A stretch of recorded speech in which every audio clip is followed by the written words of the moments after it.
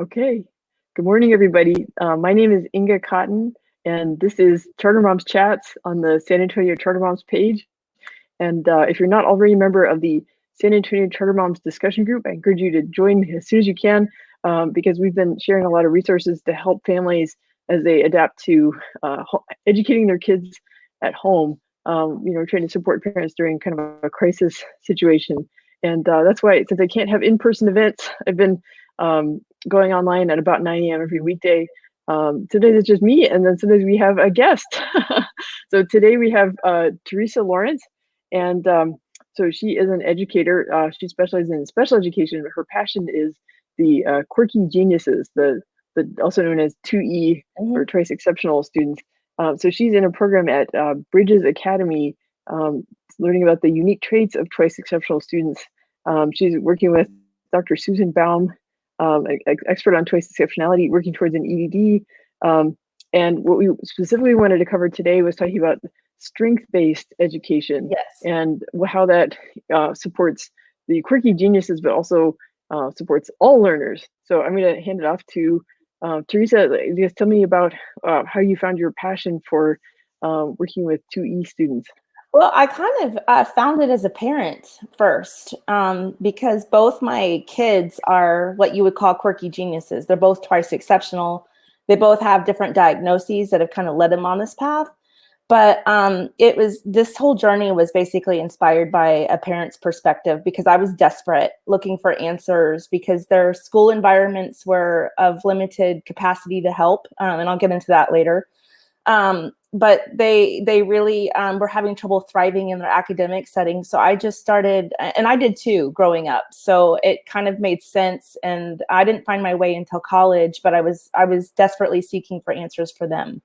So I didn't want them to wait until college to find success. So Yeah. So I found this program on Facebook called Twice Exceptionality, and I had never even heard of it, but it was for twice exceptional parents. And so I joined the Facebook group, and then there was a plethora of resources, some of them good, some of them not so good. You know, when you're in Facebook, you kind of have to wade through and find out what's excellent. So I kept hearing of this school being mentioned over and over. And so I just clicked on their website, and it took me to this private school called Bridges Academy. So I called the school director and said, hey, is it possible for me as a parent? I have a couple of friends that live in LA. I would just love to come tour your campus while I'm visiting there. And they were like, we've never had that question before. Come on and see what we do. So I did, and I fell in love, and I haven't looked back since. If I could replicate that model, I would be set. I love what they do. And the reason I love what they do is because everything they do is from an individualized perspective. Even they specialize in kids that are the quirky geniuses. Right. But there's some aspects of your story that I think really resonate with the mission of the San Antonio Charter Moms community, which is like our work is very parent driven, and we trust parents to find whatever the best setting is for their kids. Right. And I think a lot of us are doing the research because we feel like whatever kind of default thing is happening for our kids just isn't working for them, and so we're looking for something different. And so SA Charter Moms as a community, we're trying to put information out there to awaken people to different possibilities. And so then armed with that information, they can take action and they can help spread the word. So that's why I'm like, I remember, so we back in February, I was a guest on your podcast, and I shared the link in the description, and we just had so much to talk about, I think, because we're both coming from that perspective of like, parents who are like, we're observing our kids, we're getting to know our kids, we're finding out what fits, what doesn't, and then advocating, to find the resources for them. And I think that's amazing how like, all the way in California, but you found this amazing program, and then you're working to like study from them, and then also to like spread their wisdom and their techniques. Yes. They're good news. We don't have to leave these kids unmotivated and behind. We can actually intervene and help them. So tell me about the connection between Bridges Academy and strength-based learning, because there was a really interesting article you shared with me. I'll add it to the description of this, but it was really inspiring, and it's based on like positive psychology. Yes. Right? Okay. So this whole model that we diagnose kids and adults from is from the DSM-5, which is kind of, they call it the Bible of mental health. I've heard it referred to as that. I mean, it's this like really thick volume of information that you use, that diagnosticians use to kind of observe and study children from, and then they deliver the diagnoses. The problem is that it's strictly deficit based, because it speaks to the idea that it's mental illness, and it's just mental illness. And certainly mental illness is part of it. I'm not looking to detract from that conversation, but I'd like to add to it, because to me, mental illness isn't necessarily just an illness. It's more comprehensive. It's a brain chemistry that's different. That's why they call it neurodiversity in the circles that I'm working in. And in diversity comes that there's positive aspects to it too. For example, if you have a child that suffers from ADHD, yes, they have poor executive functioning skills, including not being able to get organized and get their schoolwork turned in on time, or maybe they talk too much, or maybe they're a little defiant because they can't hold the attention in the classroom. All of those things are deficits that need to be addressed. But what if we took that same child and worked from the strengths and really like cultivated the idea? Well, I bet that if you really formed a relationship with a kid with ADHD, there's all kinds of strengths. They might be kinesthetic. They might be able to put something together in no time flat. Oh, so then why can't we teach them their ABCs using kinesthetic movements, and assess them based on their strengths? Another example might be like they talk too much. So what are we doing to include them in the conversation, and maybe perhaps make them like a group leader in conversations? So, and cultivating like a direction of conversation and a flow.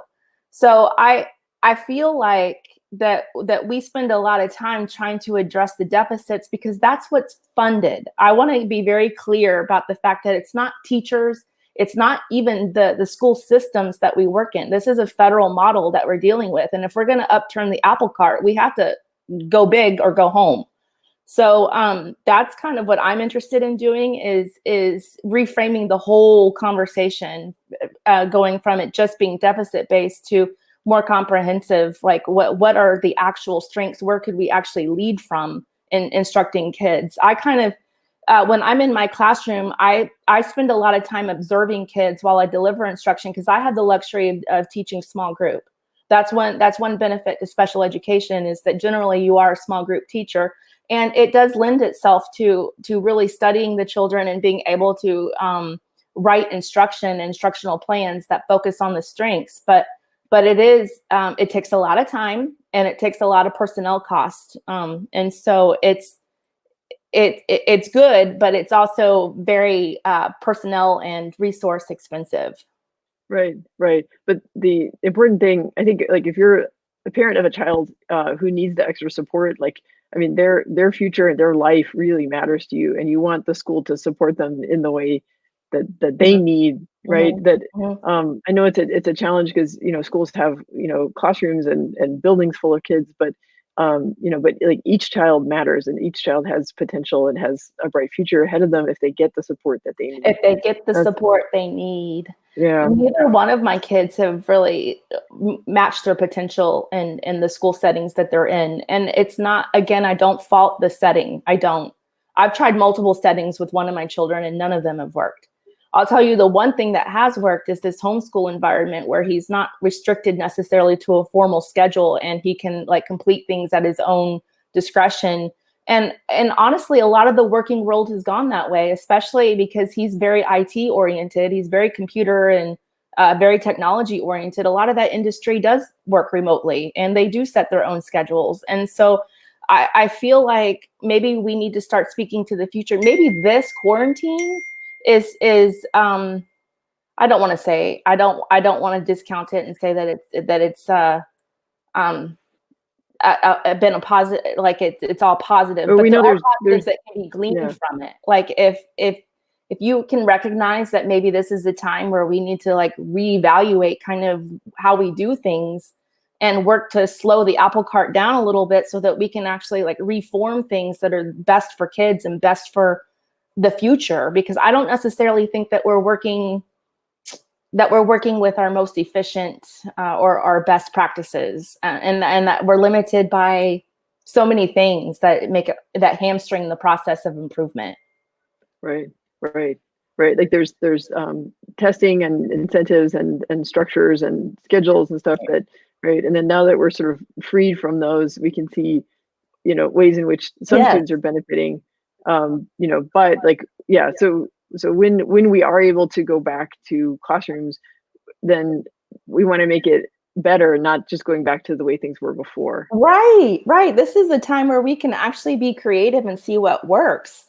And if we see as parents what works for our children, then we can roll that over to advocacy. And I'm not saying mean advocacy or like advocacy that would get anybody in trouble, but advocacy that would build bridges, that would help us all move in a better direction. Yeah, yeah, yeah. So let's see. One thing that I want to provide, I think it's really important how you're setting this in the context of, right, like you're studying these things, you're researching these things, and thinking about, now that we're in kind of a moment of transition, how will these things play out in the future? But I'm wondering, are there things you can get at how you can advise parents, like while they are supervising their kids' learning at home, that tap into strengths-based education?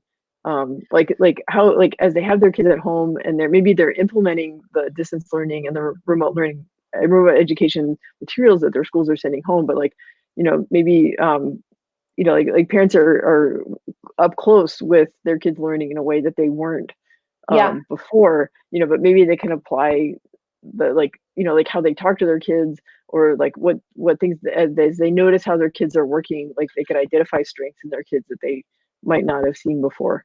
It's funny you should say that, because I'm harkened back to like two formative experiences when my kids were very young, because I was actually like into positive psychology without knowing it. As a parent, I got very intentional with my language with my kids.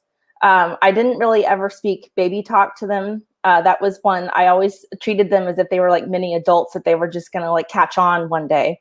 And they did, surprisingly. But the other thing is I always paid attention to their behaviors, positive, negative. There's one story in particular where one of my children, my younger son, didn't really use his manners like in the way that we would want our children to. But when instead of reprimanding him, what I did was he would say, like, his big thing is that he would interrupt us in conversation when I was speaking to another adult, or he wanted my attention, right? He was very attention focused with me and him. So I was trying to kind of make him understand that he had to wait, right? Well, I didn't really reprimand him, but what I did do is I would positively role model, okay, Nutney, you need to wait, and then say excuse me, or say thank you, use your man, whatever the situation called for. And when he started doing those things, when he started actually using my instructional points, I would say, I noticed that you did that. I wouldn't thank him, because I wouldn't want to feed into the idea that I was overusing the praise. But I would say, I noticed that you said thank you, and I said, I appreciate that. I need more of that. So then it's those kind of moments when you're in the middle of parenting, if you can just, like, when you feel yourself get frustrated, you can use your social emotional techniques that we all learn as adults and kids, like take a break, take a walk, separate yourself from the situation before you re-engage. Always use a level head, and also understand that, prevention, an ounce of as they say in the medical community, an ounce of prevention is worth a pound of cure. It's the same. Right. It's the same thing. Like if you use positive psychology in parenting, you're going to be so much better off than if you just use like constantly reprimands and, telling the child what they did wrong. That's great. That's a really practical thing that we can do at home. And I guess it's the kind of thing where it may not make an overnight change, right? It takes, because you have to kind of you have to model it, and then you have to wait for them to do it, and then Right. recognize It them takes doing it and build it that patience. way. That Yeah. it really takes a lot of patience and a lot of observation. And the same thing is true with instructional strategies with your kids at home. If you notice, like one of my kids, my younger son, he was an avid storyteller. I mean, he would talk for 10 minutes without taking a break, but he would tell us these elaborate stories with these nuanced storylines. And I knew he had the mind of a writer, the mind and a soul of a writer. Like I knew it because of the stories that he would always like invent and tell me. But then when he got to school and he actually had to like learn handwriting. Well, he wasn't patient enough to actually like focus on the handwriting strokes. And not that he wasn't patient enough, it wasn't just that, but his fine motor skills couldn't keep up with the fast thoughts of his intellect. So I worked with his case manager, and he was having other issues too. So we went through the diagnosis process with him. But I worked with his case manager and said, hey, I'd like him to start dictating things on an iPad so that he can learn that he's actually a good writer and feel confident before we actually make him write anything down. And that strategy, I didn't know he tested GT for English. I did not peg him for that. I didn't. Because in middle school, they they separate out the testing in the public sphere. I don't know what they do in the charter schools to identify these kids, but in the public sphere, they're comprehensively GT until they hit middle school, and then in 5th grade they take a test, and then they see if they're GT more in math or more in English. Well, he was GT in both, and I think it's because we worked with him and used his strengths to compensate for his challenges. Right. That's what we need as parents. What we need to do more of. We need to be mindful of what our kids are good at, and then use those as instructional points when we're working with the IEP team. Yeah, I want to make a tie-in. So we have on the blog, we have a guest writer named Becca McNeil, who's doing a twice-a-month series about special education. And so she's had a couple of posts already, but we've got more in the pipeline that are designed to help parents who maybe are new to special education and they're having to navigate all the jargon. And then there was a wonderful post that just came out last week, and it was about so she sat in on a meeting where at an elementary school where an advocate from the Brighton Center talked to parents about like how to be an advocate for your child in special education. And it ties in the aspect you're talking about like know your child and know their strengths. That's part of what parents need to speak up for. Yes. When they're in an ARD meeting, when they're writing the goals in the IEP, is that make sure that it's it's not just deficit based. It's not just focusing on the things that are negative for the kid, because this paperwork and stuff, it's driven by, to some extent, by the laws and the regulations and the systems.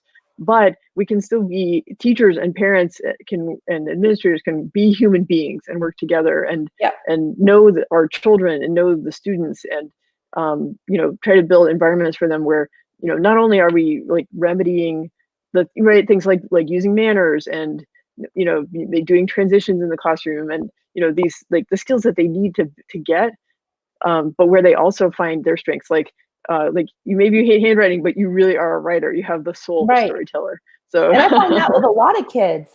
A lot of my kids because I was an English co-teacher for 3rd, 4th, and 5th grade. And what I noticed with a lot of my kids on my caseload is that they also had the minds and hearts of writers, but they got the implicit messaging while they were in the trenches that they somehow had writer's block, and they didn't really believe they were good writers until I gave them an iPad, and they were able to like dictate. That dictation feature for writing, every kid can use that. Like there are some things that special ed teachers do that could benefit whole instruction if we got creative with how we did things. But there's a lot of things that limit that process. One is mindsets.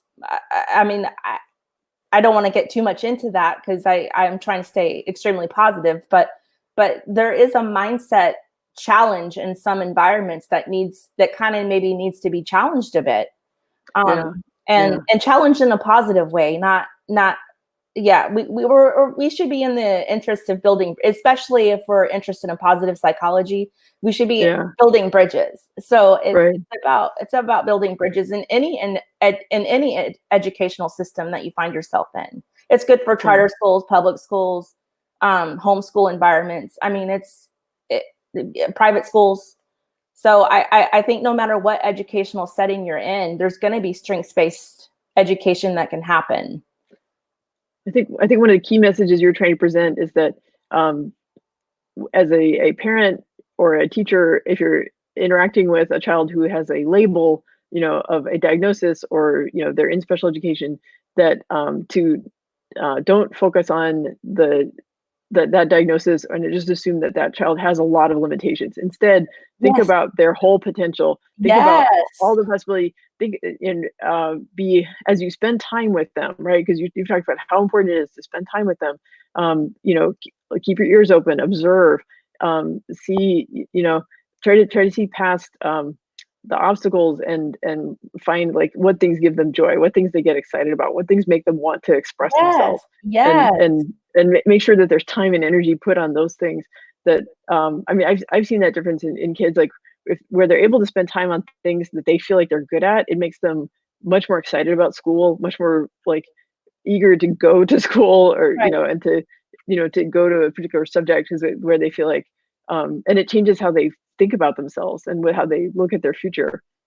Yeah, no, I absolutely. If you bring that down to the individual level. Sorry, one of my dogs is yelping outside. We've had some cameos by dogs on the show lately. It's this is a quarantine life. Sorry, I'm distracted. Okay, so I going back to if we bring the idea that every child is an individual and every child has strengths, no matter what their diagnosis is, and you build an educational plan around the strengths as much as you do the deficits, then I think we would see growth explode. But this is such a new arena.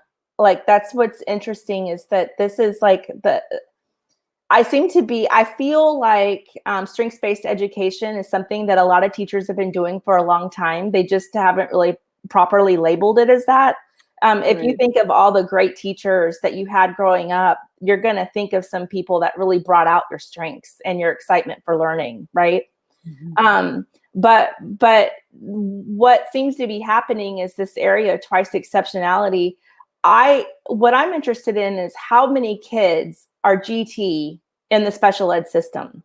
And my gut feeling is that they are woefully underidentified, because the advocacy just isn't there, not yet. So that's the area that I'm interested in, because both my kids, clearly they were able to get a deficit label pretty easily.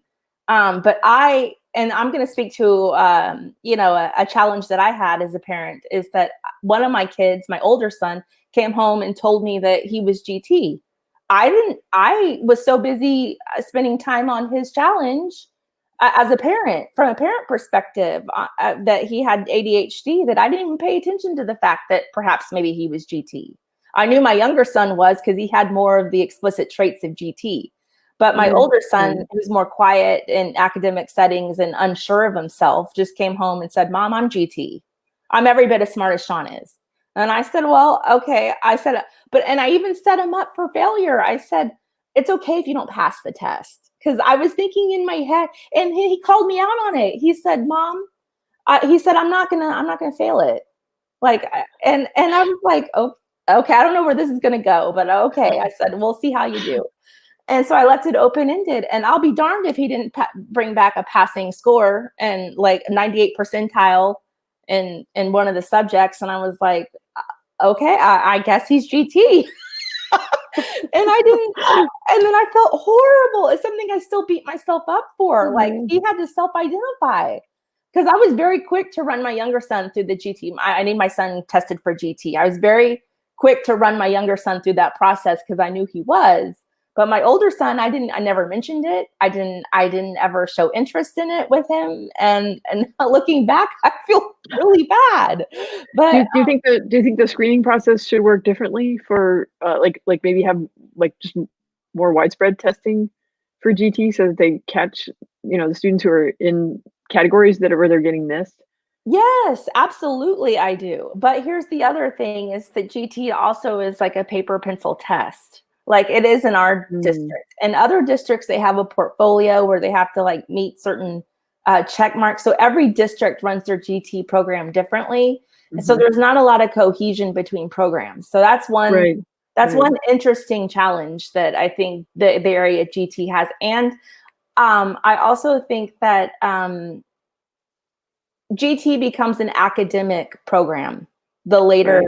you can have a child, and I'll just be flat out honest. My older son, who is GT, who came home and told me he was GT, is now in furlough because he can't pass. His ADHD is so much of a limit in the Oh, settings that he's been in that he can't find academic success, and yeah, so he's yeah, failing classes now, or has been. And then they offered if he decides to go to summer school, then he can be taken out of furlough. But that's the challenge of GT is it doesn't change instruction. It just increases the academic expectation.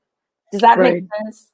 right, right. I think it's important for, I hope people learn to think about GT in a different way. Like think of it as like another tool in the toolkit, like speech Yes. therapy or Yeah. occupational therapy or physical Yes. therapy, right? Yes. It's another tool Yes. in the toolkit. Like and like kids may need it for a while, or they may need to work on something else for a while, right? And like, but it's not. I think so. Like maybe some districts need to stop treating it like the cherry on top or like a gold star for Yeah. being a really good student because Right. the Right. GT kids are not necessarily the good. Like how you know you really met another GT parent is when they're like, "Oh, I'm sorry." We had that conversation at Starbucks. Right, right. It's like, I recognize you. I recognize you too. The ones who are like, "My kid's GT," like, "Our life is great," you're like, "That's nice." And then if you're like, "My kid is GT," it's so hard. You're like, "I know, I'm scared I to death. What are we gonna do? know." Right, right. It's like you never know you're gonna turn the corner and find something disassembled on the floor or or like you get the call from school and you're like, "What is it this time?" Yeah, exactly. That's more of what I'm always afraid of. Every time the school calls, I'm like, yes.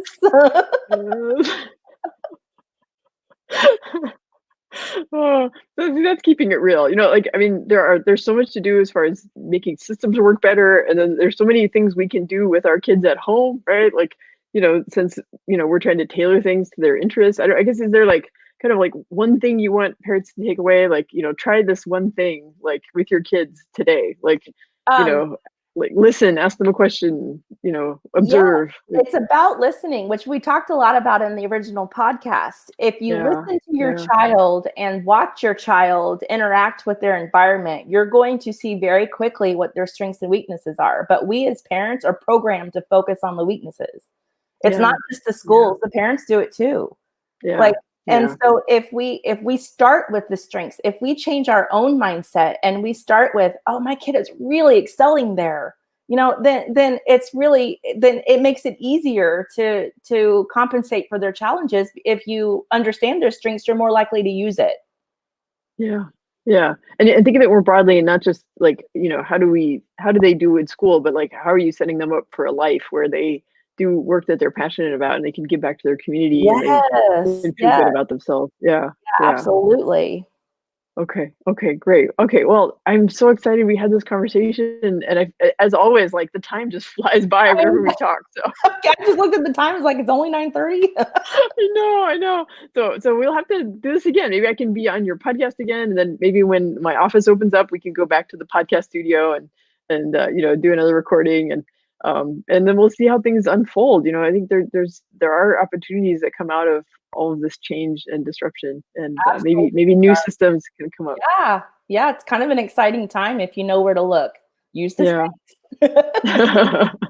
That's right. Okay. All right. So just I'm gonna note to the listeners, I will not be doing a Charter Mom chat tomorrow because I'm going to be speaking to the Leadership SAISD cohort. I'm an alum, and it's a leadership training program, and you don't have to live or attend SAISD schools. It's open to the whole community. So actually, and there's a other programs like that in locally, like Leadership Northeast, but some of them the eligibility is different. But Leadership SAISD is very open.